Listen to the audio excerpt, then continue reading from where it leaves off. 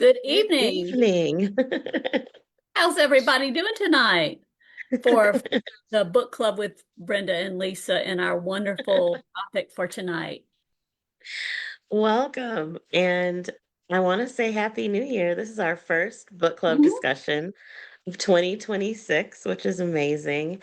And we know how excited everyone is for our book club discussion tonight because we're going to be talking about The Heir Apparent with Rebecca Armitage. And we're so excited to chat about this with her. But before we do, for our new members, I'm Lisa and I'm here with my co host, Brenda. And I'm Brenda, the co-host. Spoiler alert, she's Brenda. And welcome to our January 2026 book club. So, without further ado, would you like to introduce our special guest? I would love to. Okay, tonight we are delighted to have with us Rebecca Armitage. Rebecca is an author and journalist who likes to write about royals. You would never know that from reading The Heir Apparent, would you?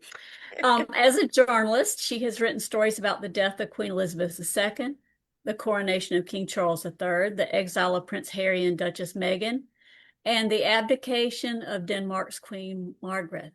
As digital editor for the ABC's international news team, she's covered several U.S. elections and traveled to Israel to cover the war in Gaza. She lives in Hobart, Tasmania, with her husband and a poorly behaved German short-haired pointer named Chino, whose name you may recognize from the book.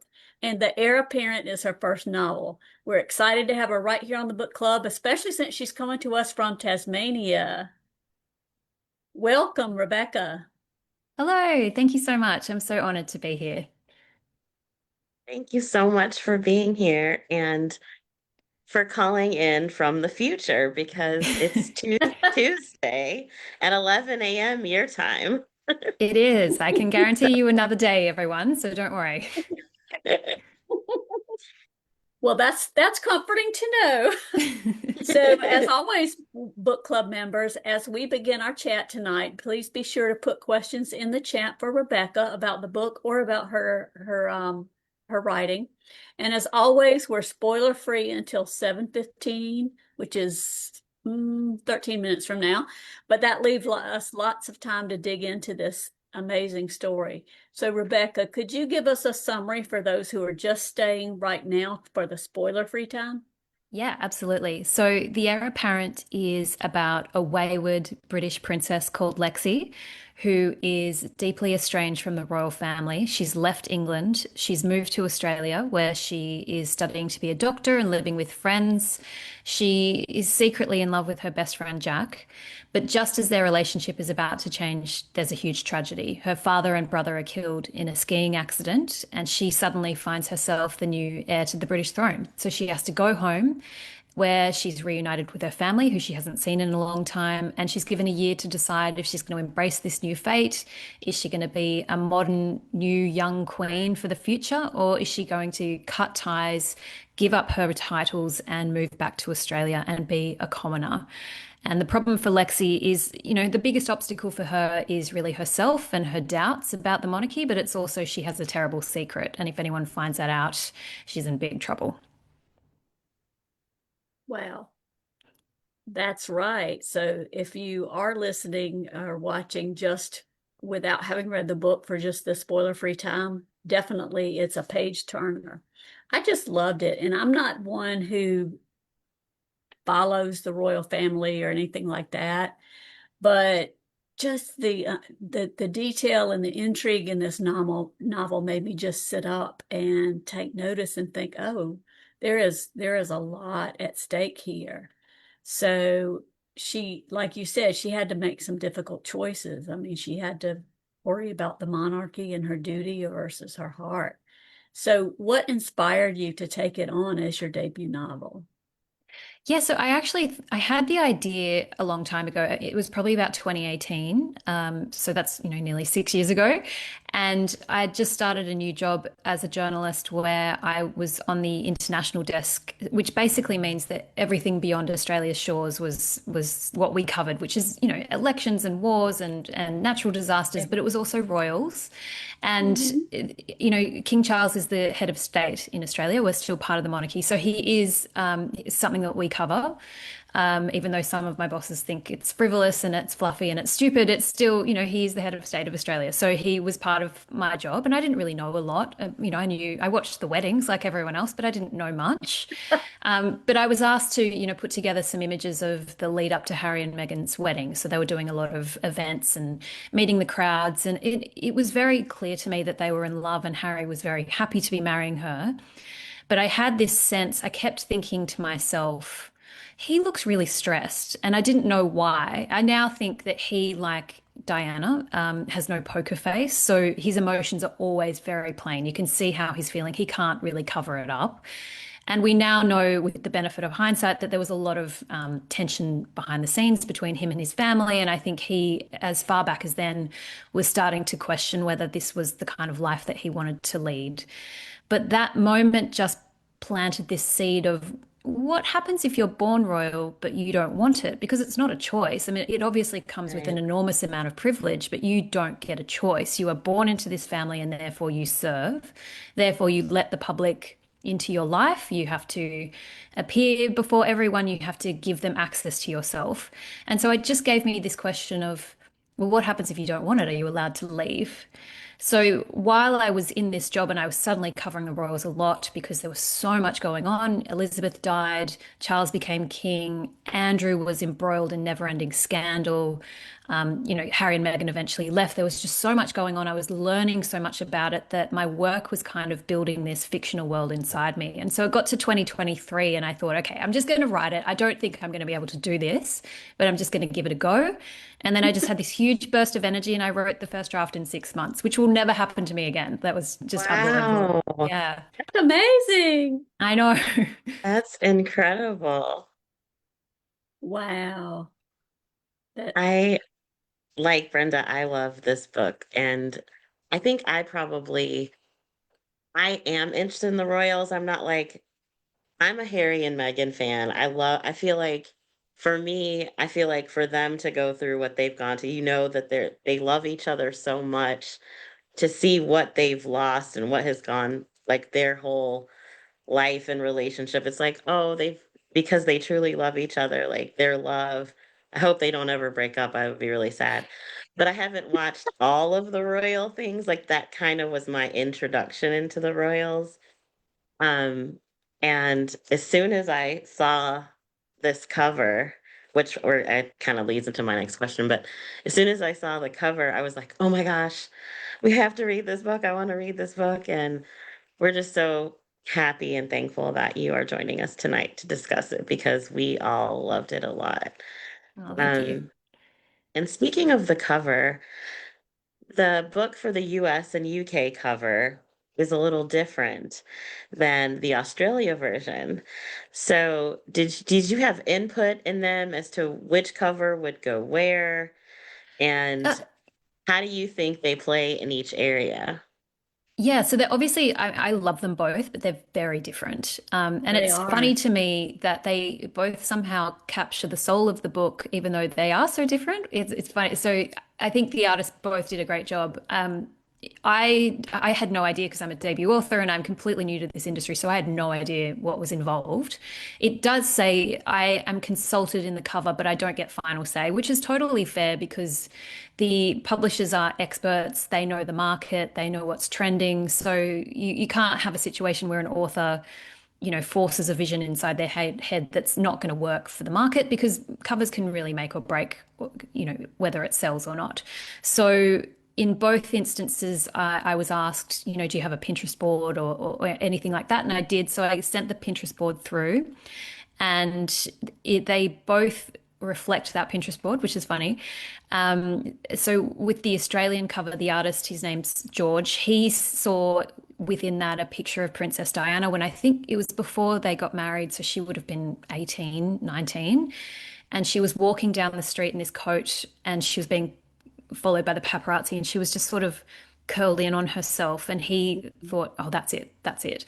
And so he built it around that. And, in Australia, most book sales are at a place called Big W, which is sort of like, I guess it's sort of like, I'm trying to, like Target. It's kind of like that.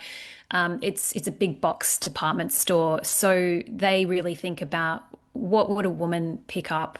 So the color pink was deliberate. Having a woman on the cover was very deliberate because they want women to feel like, oh, this is for me, and that makes it more pick upable for them. So that's what I'm really. gonna I'm gonna share it again since you brought up the coloration, and then I'll show the other one. Yeah. So, and look, it definitely stands out when I see it in Australian bookstores. I don't see a lot of pink. I think that really worked well because you see so many of one color and then suddenly that one just sort of catches your eye because it's so different. And then with the US cover, we actually got really far with a different cover where it was much darker and it was sort of half a painting of a woman from, I think, the 17th century and then half a modern face. And it was quite divisive. Some people really liked it, some people really didn't. And then I think they tested it with a few readers, and it was just so divisive that they just said, okay, let's go back to the drawing board. Let's do something that's more of an illustration. And so then they came up with this really quickly. I think it was only a week later after the initial version was deemed unacceptable. And I just loved it. I love her ring and I love her nails and I love the little string bracelet. Like it's hard to convey this is a contemporary story, this is a young person, but just those little clues just give it away that this is a young millennial woman. So yeah, they're completely different, but I love them both. I do too, and I bet you a bunch of our members might be interested in how they can get a copy of the Australian version if there's a way to do that, to have both covers, because I know some people like to collect. So, um, if there is a bookstore or somewhere we were able to do that, um, we'll follow up again at the end and make sure we get that from you. Yeah, I should be able to give you a couple of names. I think there's some that ship internationally. Perfect. Well, I was curious because I did look on your website for some more information too, and I understand that literary speed dating played a role in this book coming about, and that was fascinating to me. So, could you tell us a little bit about that as well as your path to publication? Yeah, absolutely. So I wrote the book with no expectations of where it would end up. I mostly just thought it would exist in my Google Docs forever as just this thing I had done. And I would be proud that Yeah. it existed. I think that's totally valid. Like there's plenty of writers who actually don't want to be published, who just for them it's the joy of writing. And I think that's great. The freedom of that was because I never expected anyone to read it. So I think that's probably why I wrote it so fast, is because it was only ever going to be for me. And then when I got to the end of it, my husband said, well, why don't you just try? I mean, and I was probably saying all those things to myself because I was scared of failing. And he said, well, just give it a go. And obviously, the publishing industry in here in Australia is very small because we're a small country. So I think there's only about 45 literary agents in Australia. That's how small it is. And so I was submitting it through into the slush pile through their websites, having absolutely no luck. And I had been to a book launch many years before because I've always wanted to be an author and I always told myself, no, you don't, because that's a delusional dream. But I was at a book launch for a friend, someone I worked with who was a journalist who'd written a book, and I happened to find myself talking to his agent, and she said, oh, well, literary speed dating is the way because that basically involves a Zoom call. So you book in, they have them every 3 months here in Australia and you can book 2 minutes with an agent or a publisher, and you've got 2 minutes to pitch. And then the second the clock ticks down to 2 minutes, you're kicked out. So you've got to be on message and you've got to be on point. And I remember her saying, that's the way you get into the publishing industry in Australia because then you're a real person. Like, with the slush pile, it's huge, it's impersonal. there's nothing better than selling your book face to face. So, and I always kept that in my memory, and I think I'd squirreled that away for a reason. So I remembered that. So I signed up to the Australian Society of Authors, which is just a little group that does everything it can to help emerging authors find publishers and agents. And I did the Zoom calls, and they were very scary. And I practiced so much and I had a timer. Like I would walk the streets of Australia, like, just people must have thought I was going crazy because I was walking around delivering this pitch again and again, trying to get it to time. And so I did that, and I think I did about 3 rounds, and I got some interest, but then I got some rejection, and it was really sort of disappointing. But then I had one last shot because you can only pitch the same manuscript 4 times. So on the fourth go, I pitched it to a publisher, and then within a week, she emailed me and said, "We're really interested." And so I thought, oh my God, it's okay, it's happening. But I didn't have an agent and I don't know anything about publishing. So I thought, okay, well, I need an agent. So I went back to all the agents who I had, queried but hadn't heard back from them and said, it's all starting to happen. Could you, by any chance, read it now and let me know in the next week? Because it's probably going to happen and I need some help. And among them was Gabby Nah, who is one of the best agents in Australia. I had no expectations, but 3 days later, she said, "I've read it and I'm going to sign you and I'm going to take over." And so my life went from, I felt really dejected and disappointed and constant rejection. And then within the space of about 3 days, I had an agent and a book deal, and it was all suddenly different.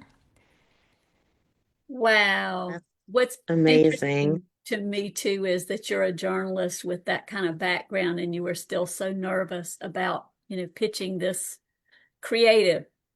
Yeah, well, it's very it's so different to journalism because when it's journalism, you're talking Yes. about things that have nothing to do with you, and your role is to be very neutral and just deliver the facts. But this is very vulnerable, and it's sort of like you're Mhm. talking about your baby. And the 2 minutes was really scary to me because it's such a I'm sure, short period of time. especially But That if is they bump you so right out short. after 2 minutes. yeah, I so if you know. mess up your time, and you're halfway through that you just get dropped out. So I was like, I can't Wow. cope with that. So I'm going to make sure I get it to time. Yeah, that would be That's like harsh. that's like a true elevator pitch, like the two Yeah. minutes. Like, Except they wow. shoot you out of the elevator after 2 minutes. Well, we have reached our time for going into spoilers, but I know Lisa has a question she wants to ask you, and if we do Yes. that real quick, then we'll get into some meat. Yes, this question isn't a spoiler, but we've had several people um, inquire about this. How did you find out that you were selected to be Reese's Book Club December 2025? Okay. And Yeah. how long did you know? How long did you have to keep it a secret? So I knew about 6 months before it was published. So I found out in early July and then it was published in December. And I had no idea it was even a possibility. Of course, like I didn't, I love Reese's Book Club and I read her selections every month. And, obviously she's incredible. But I remember my US publisher, Reagan Arthur, saying, I need the manuscript soon because I need to send it out to book clubs. But I thought she meant just, suburban book clubs. I didn't think she meant the book club, but that's what she meant. And so she submitted it to, they have a scout who looks out for books that fit the remit of Reese's Book Club, which is written by a woman, main character is a woman, finishes on a note of hope. So they submitted it, and it was quietly going through. I think there's sort of a panel that makes a shortlist. I didn't know that. Reagan did know that. And then it eventually goes to a very shorter list, and that goes to Reese Witherspoon. I didn't know that.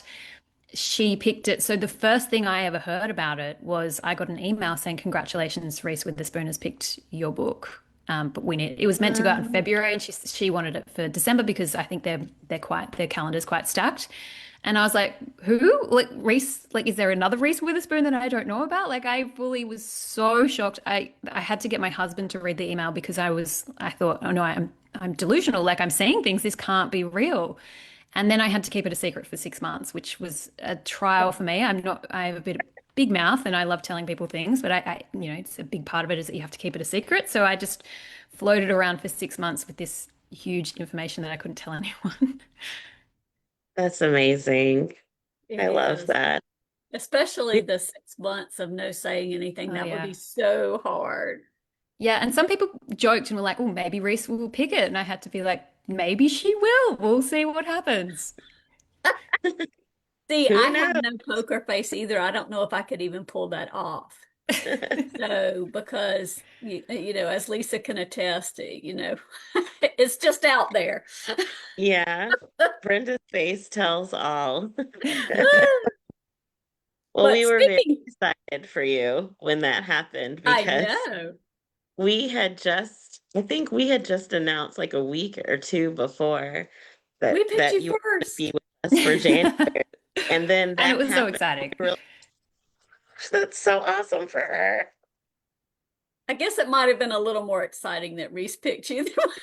No, no. I am one of those people who, I never win anything. I've never been selected for anything. So every step of this journey has been just, I'm like, me? Like I don't win things. So it's always just a huge honor, when readers resonate with the book and things like this are just lovely to me. Book clubs are the best. It's the best way to form a community and to do It something that's good is. for your soul and your brain and to make friendships. So it's the best. It is, and it's not winning, it's earning because this is an amazing Yes. this is an amazing story. I mean, almost don't even know where to start because there were so many. It just struck me how many layers there were with the Mm, relationships, with the protocols, with it just all kept kind of stacking on top. But if I could, let's talk about Lexi and Lewis for a minute. They're twins, but he was born first and born a male, and that left her really as kind of a second class citizen. Hmm. But it also mirrors her father's relationship because his brother was second, and that was kind of brought him to who he is. And I know that's long-winded, but my question is, how did you come up with the twin aspect? And was that intentional, the mirroring throughout the book? Yeah, I wanted them to be twins because I don't think there's been any heir and spare twins in the British royal line.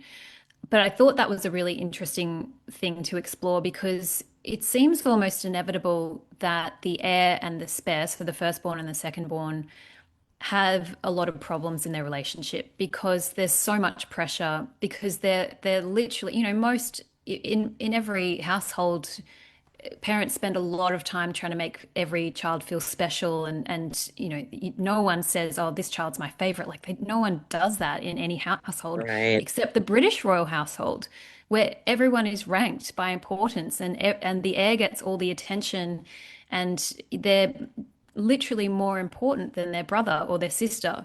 And I think that has had such profound effects on relationships throughout history. I mean, you look at Charles and Andrew are not close. Margaret and Elizabeth were, I think women can deal with it better, but they were very close and they worked very hard to stay close. But I think it was very hard on Margaret. She had a lot of addiction issues. She died quite early. I think she really struggled in the shadows of her sister's spotlight because Elizabeth was the shy one and Margaret was the outgoing one. So I think it put a lot of pressure on their relationship. So I wanted to explore what that does to siblings because your sibling is the first person you meet on earth who's your contemporary, they're your first friend. It's such a profound relationship. So what happens when one is told they're better and more important than the other? But with twins, that is such an intense bond because you come into the world Mhm. together. So what does that do when this is meant to be your person through and through, and yet you're immediately ranked within minutes? And I just liked the idea that Lexi just misses out on the crown by 2 minutes. Like that's all it takes. And it could have been hers. And that for her is fine, but it's still, the crown still comes between them. But for her father and her uncle, there's a few years between them, but it completely destroys their relationship. The amount of jealousy and resentment between them just destroys it. So I just thought that was such an interesting thing to delve into. Well, and it's And such just a as a double. Go ahead, Oh, Lisa. go ahead. I was just gonna, we had a follow-up from the chat, just kind of back end on that. Um, because of their bond, do you know any twins and that inspired you to make them twins? Do you know any twins that have a bond like that, something special? Yeah, I went to high school. A couple of my friends were twins, and they were identical twins. And even though they were my friends, there were times I couldn't tell them apart because they were that. And it wasn't even Oh, physical wow. appearance. It was just their manner of speaking, their mannerisms. They would just. I was just like, God, these are just the same person. Like sometimes I just could Mm. not tell them apart. And they, to this day, it's been 20 years since we graduated. They are still really, really close. And Yeah. I always just thought, I have a sister, she's 4 years older than me. We're very close. She's my first friend on earth and it was sort of like that times 10. And I just always found that Mm. really interesting. And I was like, that must be really lovely to have basically like your soulmate with you all the time, but it must be really intense because people mix you up, they group you together, you don't really have your own form of identity sometimes. So it just seemed like such a ripe area to explore. My dad is a twin fraternal. He's a twin sister. And that twin connection is so strong. Like they are so much alike, even though they live in separate cities. They still have such a strong bond. So it's really cool to see. And I think you hit it on the head when you said like your soulmate, like they're each other's person for sure. And it was so, I mean, tragic in a lot of ways, well, obviously, because he died, but, Lewis, 2 minutes made all the difference in his birth time, and 2 minutes wiped him out, in the mountain and changed everything. And she just was not, she had never prepared herself at all for it. So that was a really interesting element of the book, that she was just completely Yeah, not I mean, I think with some family estrangements, you if you make the decision to withdraw, you know that you may never speak to them again, and you're at peace with that. I think with Lexi, she was estranged from him, but I think she always presumed there would come a point down the line when they would make up, and then he dies at exactly. 29, and she realizes she's lost that chance. And I guess that leads into another kind of relationship question in the book with Lexi or I'm going to call her Lexi, um, and Amira, because their relationship is really complicated too. They were dear friends, but then, well, we're in spoiler-free time, so I can talk about it. But then, the things happen. She is party to covering up this huge secret with Lewis. And I just wondered from the get-go, what was your take on Amira and giving us her um her rationale, her reasons. Yeah, I think with the character of Amira, I really wanted to represent the experience of someone who marries into the family, who's an outsider. And it was a very deliberate choice that she is not white because I wanted to, I mean, Amira is not Megan, but I wanted to try to get into that experience of what it must be like to face all these microaggressions, have the tabloids say awful things about you, to feel like you're on the outer edge of the family purely because of the color of your skin. I thought, like I know that there are very strong feelings about Harry and Meghan, but I think that they were a huge loss to the monarchy. I think the energy she brought to the family, she was so popular in the Commonwealth. It was just this youth and this glamour and this, enthusiasm for service just sort of swept in. And then it was bungled by the family. They're a Yes. family and they're an institution. And it was poor leadership, and if the monarch is both head of the family and the CEO, and I just think it was poor leadership to let it get that far and have them feel that they had no option but to leave. So I wanted Amira to sort of just touch on that experience and humanize it because I think the humanity of Harry and Meghan is often lost in these conversations because they represent the culture wars and they say something about where you stand on other issues, but they are just two human beings at the end of the day. So I wanted to Right. just give a flavor. I mean, Amira is obviously, she does not have Megan's experience, but she has little tastes of it. So I wanted that.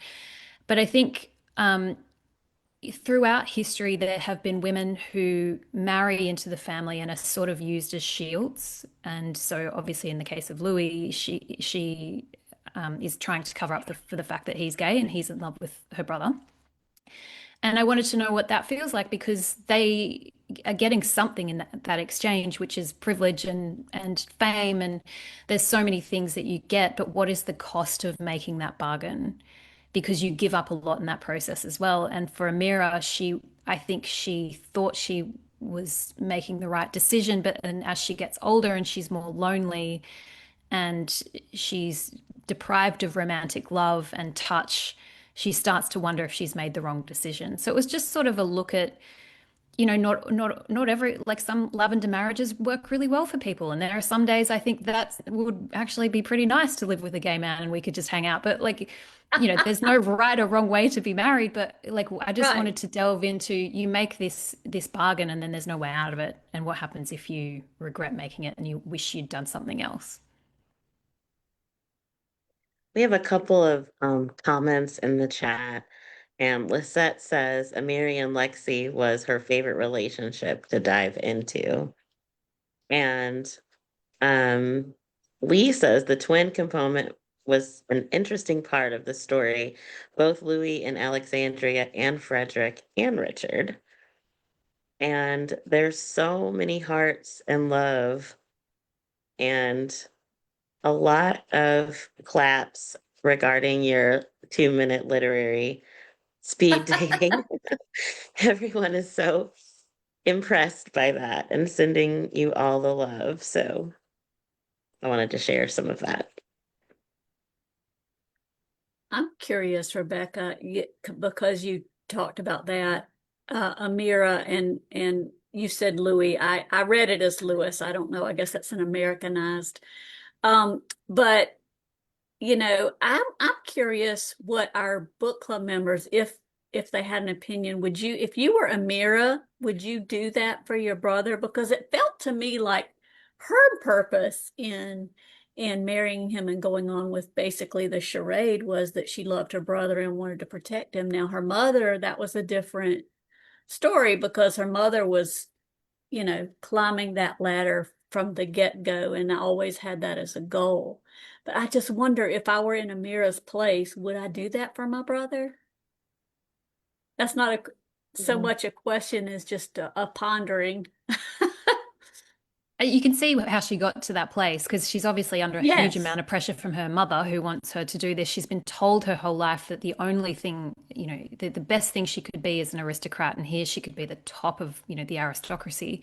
But she deeply loves Chris, and they're not just siblings, they are friends, they hang out, they're in the same friendship group. And she knows that if Louis and Chris are ever discovered, he's going to bear the brunt of racism, homophobia. It's going to be horrific for him. And so she Right. makes a decision to protect him. So you can understand, and she's only 18 when she makes this decision, but you can understand how she gets there.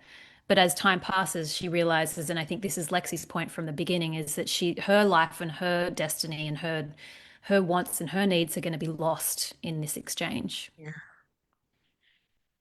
And really, I think Louis knows that too. I Mhm. mean, he's the privileged one, but he also is trapped, and feels that responsibility too. So that's really interesting.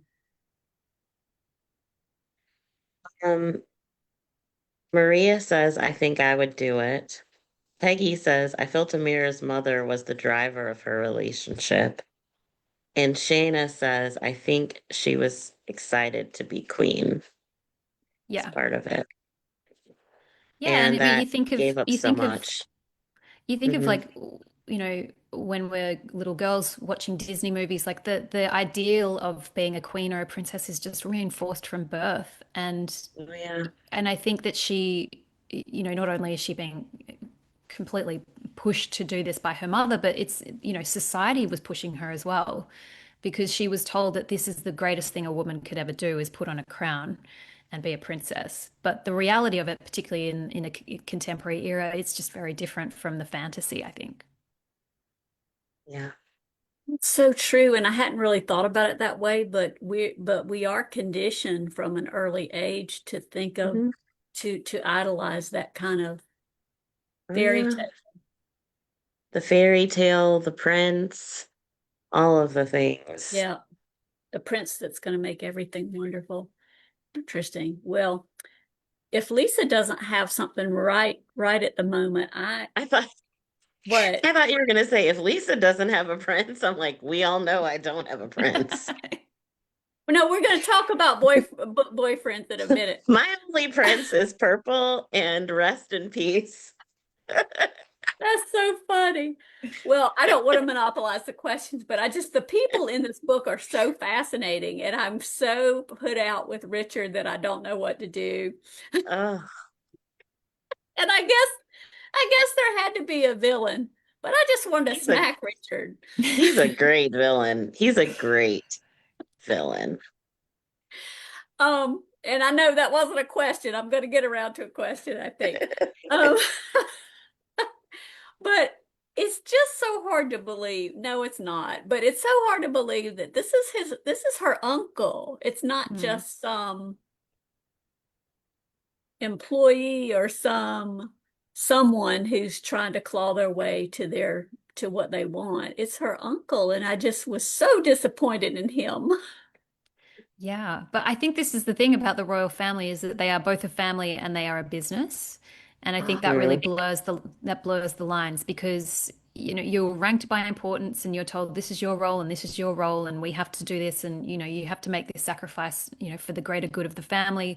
And I think that's really confusing for people. And it can and I often look at because Richard is very much based on Andrew, the king's brother, who's been stripped of his Mhm. titles recently. And I often look at him and his sister Anne, who's Princess Anne, and they were both born in almost exactly the same circumstances where they were the younger siblings of the future monarch. So they were there purely just in case he died. So they were backup plans and they were ornamental and they, didn't really have any like economic or capitalist value. Like they can't get a job.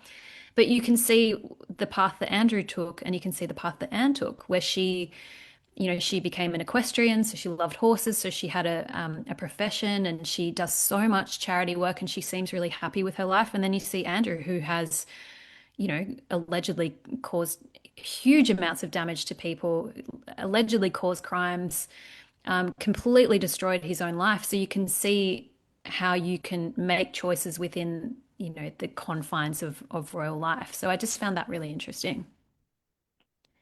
Mm. So, like, I feel like we can talk all night long about this. I know because I'm that's so not even invested. I'm so I invested. know. And again, as someone who hasn't been really a royal follower, it just makes me appreciate the constraints and you know, the difficulties that they go through, except for Richard. Still happy with Richard.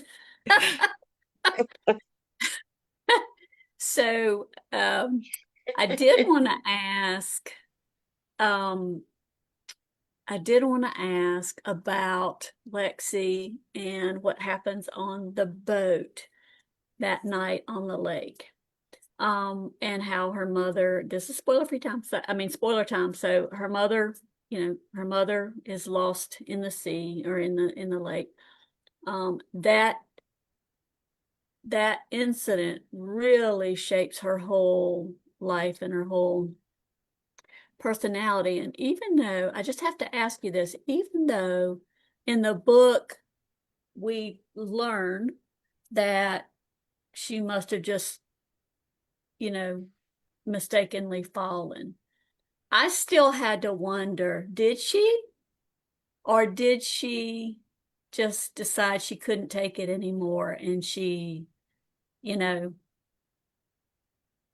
wanted to end it and see Lexi before it happened? So tell us, what was your think? I don't know, and I definitely hold space for both possibilities. Okay. Yeah, and there were some really intentional decisions I made around. She's been given this divorce payout, but it's almost all gone. So she's on the verge of not having any money, and she's going to have to either find another rich man to marry, or she's going to have to become like an influencer or something. So she's kind of reaching this fork in the road.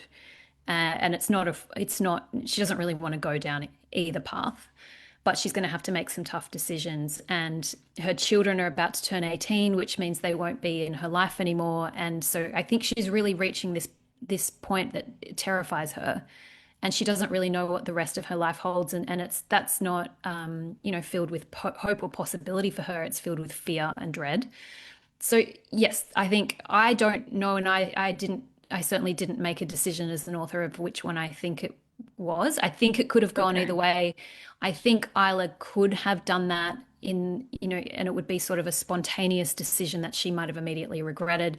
But the thing about Isla is I think she's a really good mother and she does really love her children. Mhm. And the idea that she would put Lexi in a situation that's going to traumatize her forever, I'm not sure she would do that. So I lean towards accident, or she was sort of drinking champagne, looking over the bow of the boat, being kind of reckless, thinking maybe I'll just jump, and she tripped. I think something like that could happen, but it's deliberately murky, and it's up to you as the reader, based on what you've read, to Okay. decide what you think happened.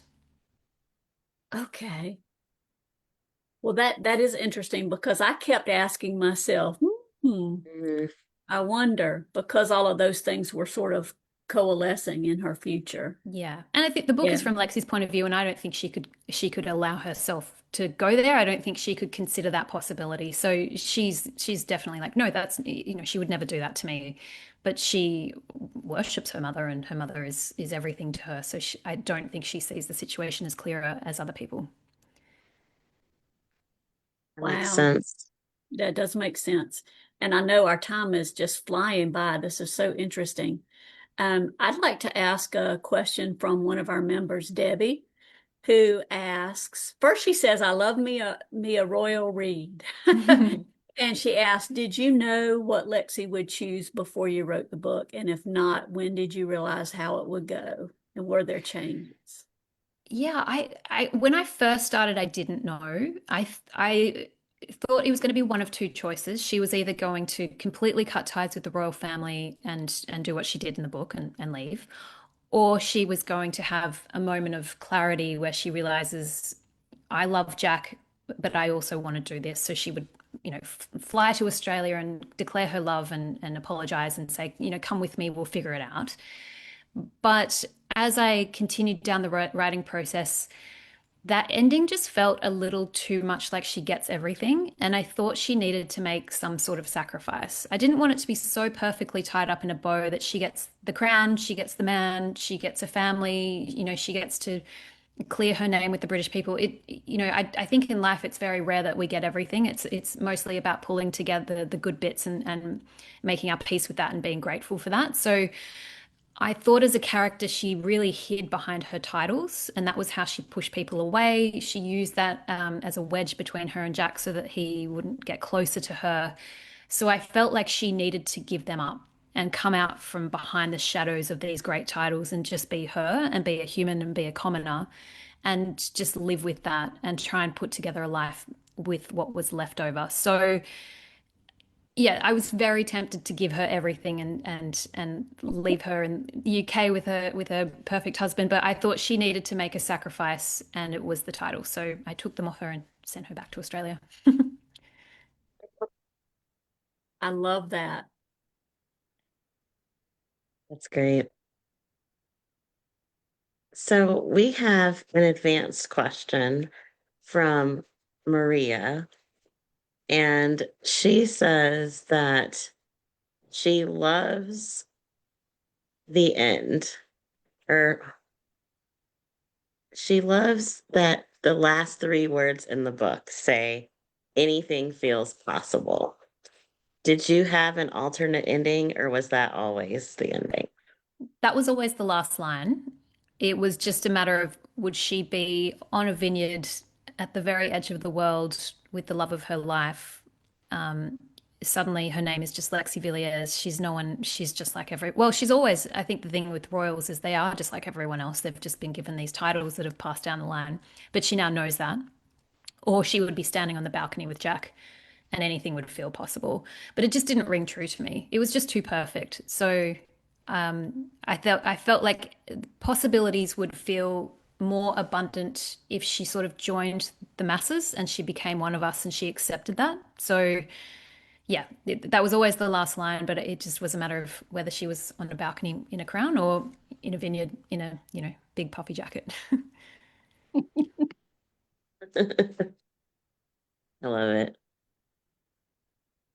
Well, I have a question for our book club members too. With given too that you weren't sure how you were ending it. If book club members, if you were in Lexi's shoes, would you choose to be the queen or would you choose to be the doctor?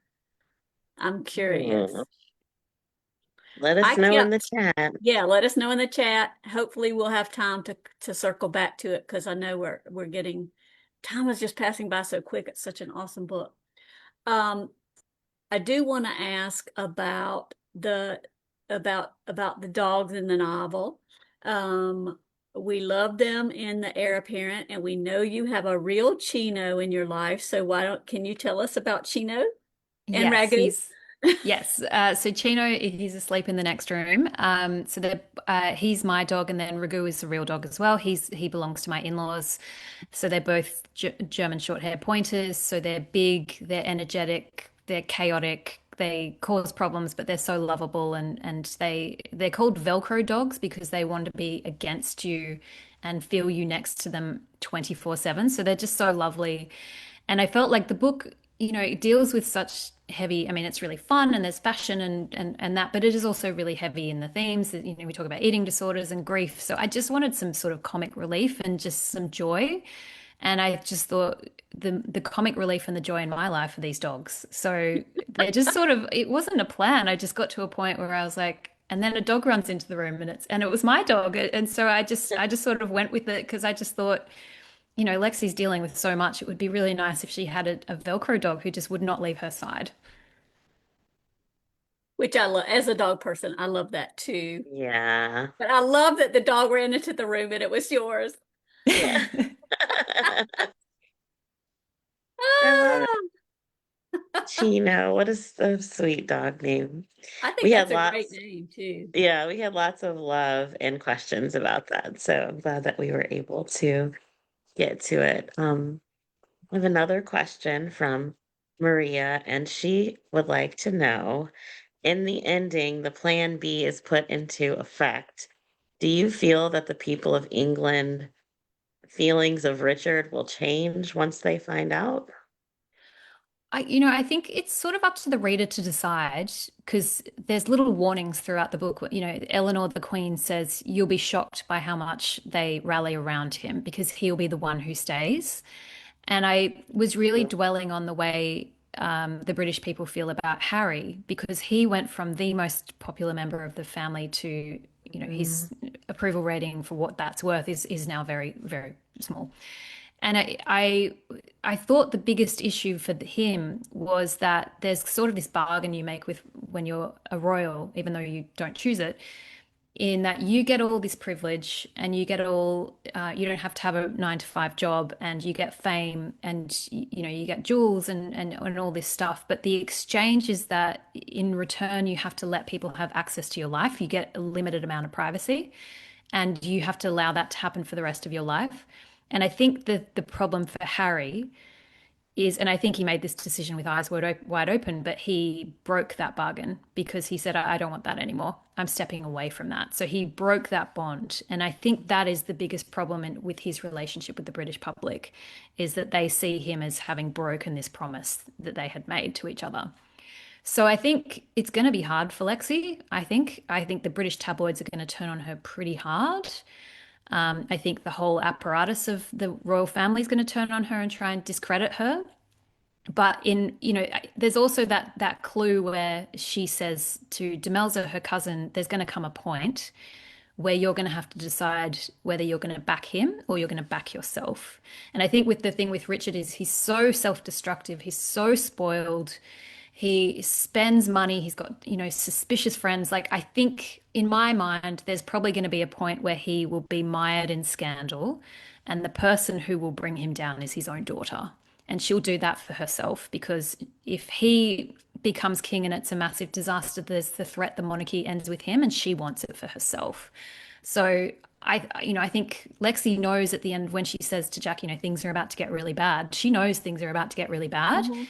but I think she's playing the long game and she expects that Richard will destroy himself within a matter of a year or so, and then it'll be Demels's turn and everything will be peaceful and as it should be.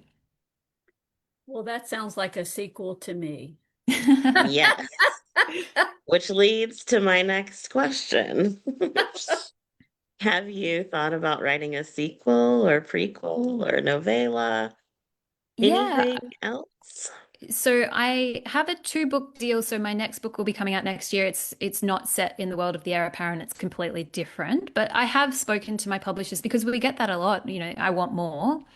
And Mhm. the story You obviously want continues more? in my head. Like you close the laptop, but I still mentally check in with Jack and Lexi and wonder how they're going. And I can assure you they're very happy and everything's good.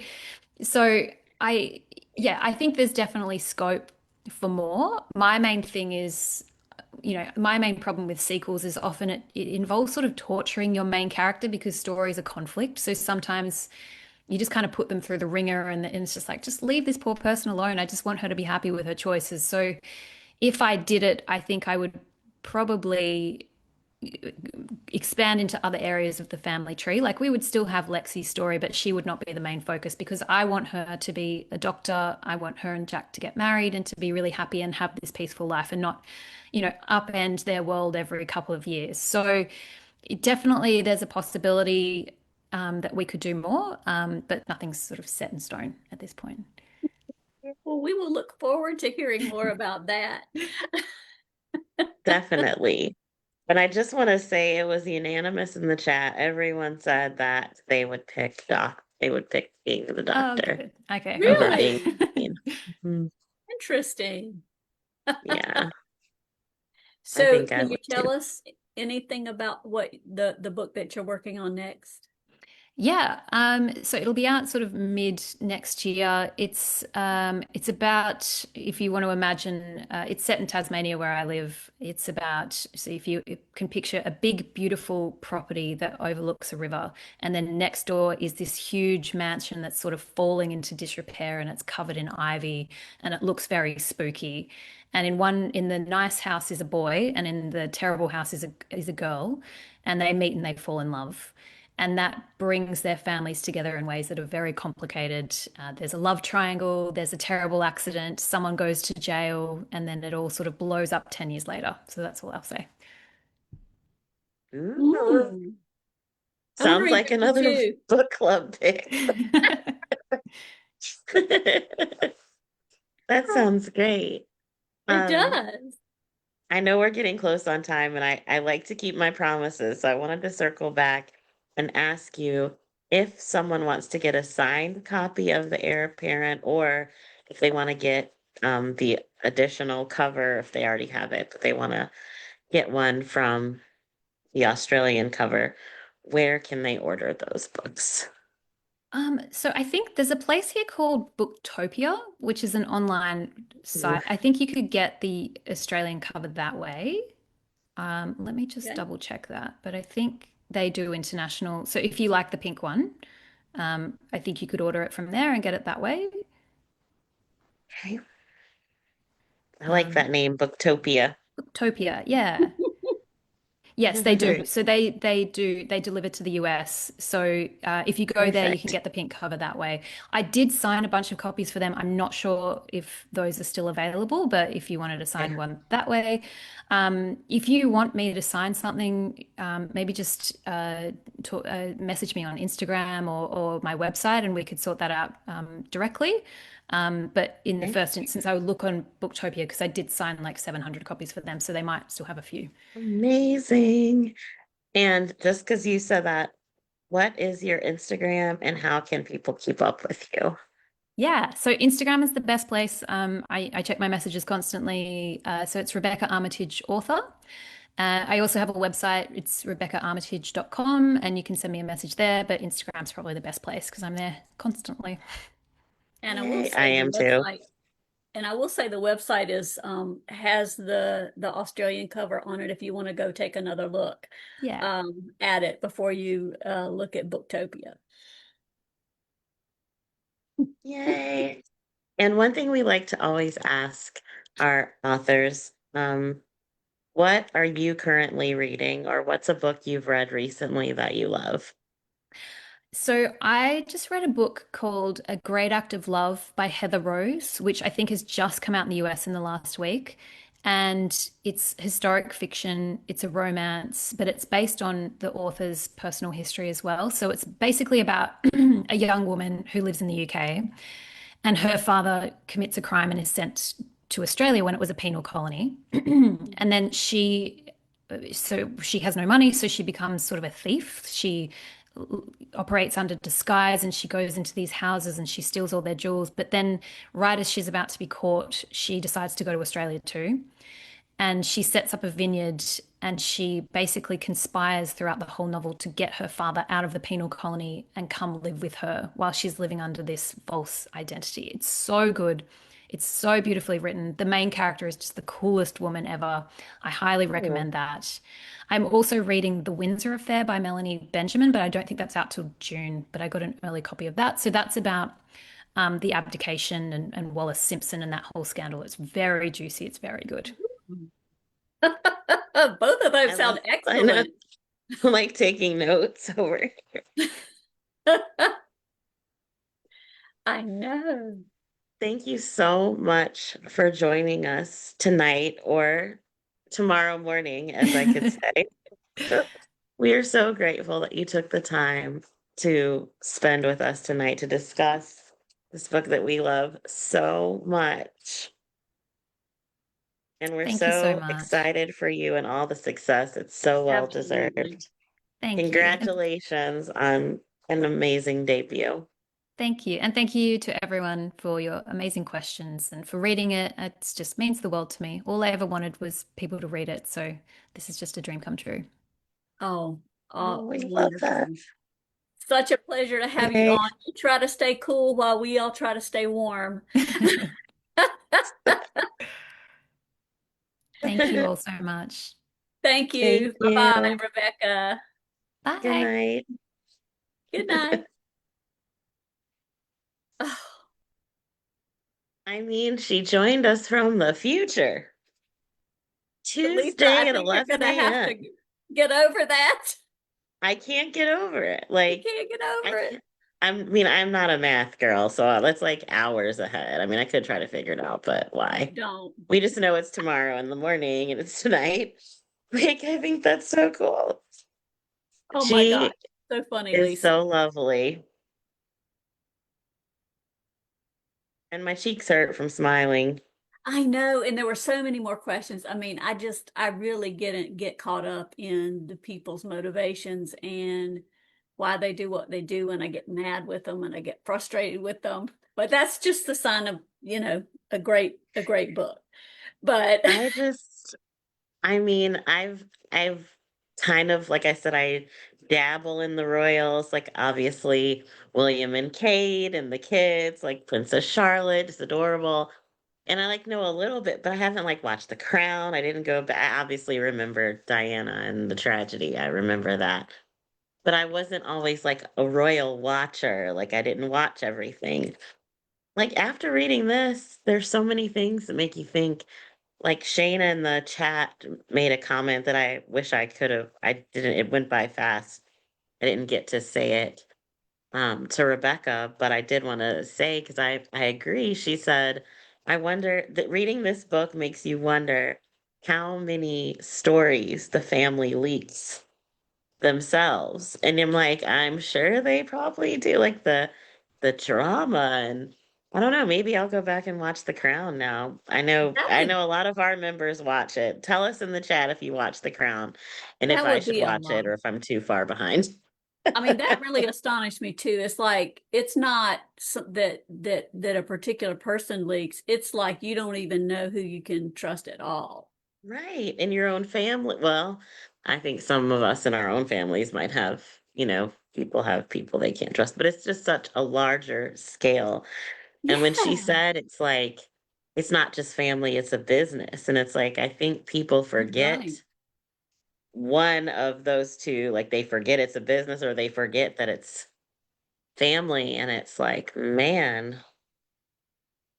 Yeah, I don't that know. would be tough. In a Well, perfect world, everybody would make up and, Harry and William would be besties again and life would be and everyone grand. would have good But, intentions, but right, right. no. Well, No. before we do our announcements, I do have to ask you, Lisa, this official question, Uh-oh. which I do have a is, crown on, so it's official. I'm so you ready. may lie, you may not know. I have to ask you about your book boyfriend from this book because there were two potential endings for Let's Well, See This Way. And of course, I one was Colin and one was Jack. I think people will be surprised with my answer, but when I tell you why, I'm gonna let you explain why. I think Jack in the book is a better boyfriend. But for me, I think Colin is a better boyfriend because apparently he led me down a dark path into a library and kissed me the other day. So, Yes. since we've had memories, I think Did you Colin's my have a boyfriend. history? Since we have this, And for those of you who are wondering what the heck is going on, the chat just exploded with laughs and I have all to tell kinds of you, things. unless you want to, Lisa, do you want me to No, tell I you want you why? to. Okay.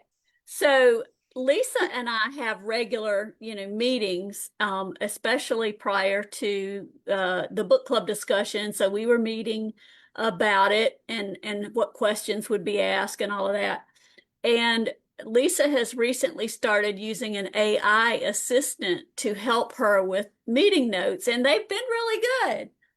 But I'm going to read you the summary of the meeting that came across my email last night. The summary, I hope I can read this. Okay. What were you going to say? The top of the summary was like the highlight. Like this was it. Yeah, and it was called Champagne and Hide and can't do it. Hide and Seek Adventure. So, part of it is like Brenda and Lisa discussed the Saturday giveaway, but this is the summary. Lisa and Colin spent the day drinking champagne and shooting fake ginseng, with Colin providing guidance on technique. After a call from Demelza, Lisa returned to find Jack had tried to contact her. They later played hide and seek with Colin leading Lisa to a dark library where they kissed. And then we discussed the Saturday gift. I always wanted to kiss. I always wanted to kiss somebody in the water.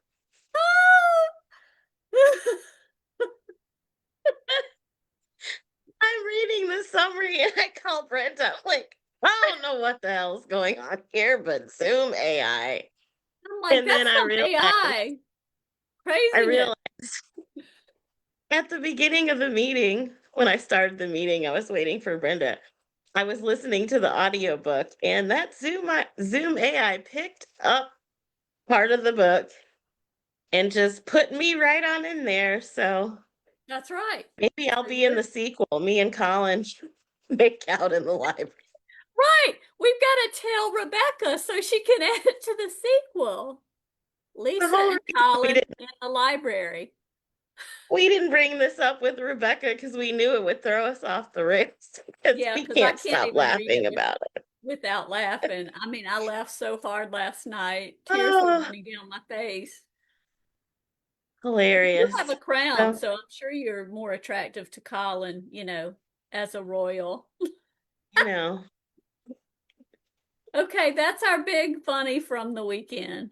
yeah, that's our funny story for the weekend. Oh, Lord. Oh, So so we have a lot of fun things coming up. And before we get into that, I just want to thank everyone for coming to the page on Saturday and participating in our admin team takeover for the Saturday giveaways. We want to thank our amazing admin team, Amber, Lisette, Molly, Allison. And then we also want to thank Meg Walker, the managing director, who all participated in giving things away for the giveaway, in addition to me and Brenda giving away stuff. So it was an awesome day. We had so much engagement. We got to learn more about some of our members and readers and got great recommendations. It was just a fabulous day. So thank you guys for participating and making it so fun. Perfect way to start off the year. Yes, and then Lisa and Colin went to the library and kissed.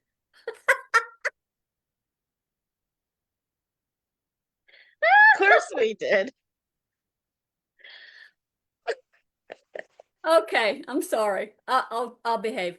Um, Normally Lisa, I'm the one who's off rails, but if you're off the rails, we're in trouble. ah, Lisa, do you want to tell them about Galentine's events? Sure. I don't think Colin's So going to be there, but he's not allowed to come to Galentine's. It's just for the ladies. So we have two events coming up for Galentine's Day. And we love to celebrate friendship, female friendship. We love our readers and Galentine's. The first one is going to be in the Atlanta area on February 7th at Poe and Company from 2 to 4 p.m. And it's with Mary Kay Andrews and Lynn Cullen. They'll be in conversation with me and Brenda. And after this little show, hopefully they don't change their minds. I mean, they'll bring Colin. They I'm will be sorry. there. And it's going to be a super fun event with light bites. We've got refreshments, tea, coffee, prosecco, and an amazing chocolate tasting, which is going to be a huge hit. So, tickets are available on the Poe and Company website, and you can also look on the feature tab in the event on our book club page to get tickets. They're only $24, which is really amazing for everything that you get. It's going to be so much fun. And you also get a raffle ticket. So definitely join us if you're in the Atlanta area for that. But on February 12th, we are going to be doing an online Galentine's pajama party right here on the page at 7:30 p.m. Eastern. And we have four amazing authors that will be joining us for the fun. And that's Alicia Fernandez Miranda, Emily Carpenter, Heather Webb, and Lauren Connolly. So we are going to have a blast. Get your pajamas ready and log in because we're definitely going to have some fun. And just for the record, I have never been to a Zoom meeting in my pajamas, so this will be a first. Yay! I think it'll be super fun. Oh, goodness. And then All we right. have February's busy. Then we got our book club February. You want to tell them who's up next? Yeah, I will tell them. I'm sorry, I'm still kind of loopy. Um, our February book club session, don't miss this, will be we're going to be discussing Fire, Sword, and Sea with Vanessa Riley on Monday, February 23rd at 7 p.m. Eastern. And then Yay. I'm sorry, I'm having a technical moment. And then in Oh, March, our book club pick is the Forget Me Not Library with Heather Weber, not to be confused with Heather Webb, who's doing the Galentine's Day. But Forget Me Not Library is Monday, March 16th at 7 p.m. Eastern Time. So excited. yay. All of those upcoming events. And I didn't mention we have another quarterly happy hour coming up with our rock star librarian, Ron Block, on March 5th. Woohoo. So pencil that one in too, which is at 7:30 Eastern Time. So there's lots of stuff And a happening. surprise guest. And We love our surprise guests. Lisa, I'm sorry, did you mention the reading challenge? Oh, did I? Well, I did now. I think Colin distracted me from the reading I challenge. think so. So, our 2026 reading challenge kicked off this month, and we are currently reading a backlist book by a favorite author. I'm reading Mary Kay Andrews' Savannah Blues, which is so good. And for February, the prompt is to read a Goodreads Awards Choice winner or nominee by a BIPOC author. So that should be fun. And for those of you that are wondering, what should I read? I need some suggestions. Heather Sparks, one of our awesome book club members, has a post that we have pinned to the feature tab.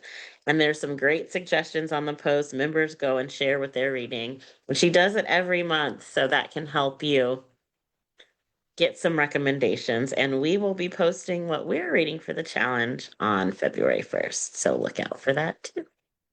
Yep, and you can also Google Goodreads award nominee Mm-hmm. um, and come up with some things that way. Any genre works. I am going to be reading Jasmine Guillory's Party of Two. I have read some of her other ones, but not that one, and it is a Goodreads nominee. So very I excited about love Jasmine Guillory. that. I do too. Well, since we're sharing, I'm reading Audra and Bashed by Tia Williams for next Ooh, month. ooh, I need to look at that Yeah. one And it's YA, so it should be super cute. because I got to tell you, the love song for Ricky Wilde was I'm a amazing. big fan of hers. She Yeah. writes good things. So, anyways, we have held you guys. Thank you for hanging out with us in the after show. But our silliness and my making out with Colin has taken up enough of your Extra time. time. So, thank you so much for joining us. And we will see you quite a bit in February. Make sure you join us for all the Galentine's Day fun, whether you do it in person on the 7th or online on the 12th or both. We look forward to seeing you then. And Brenda, any last words for you? Last words are good night and happy reading. PB and J out.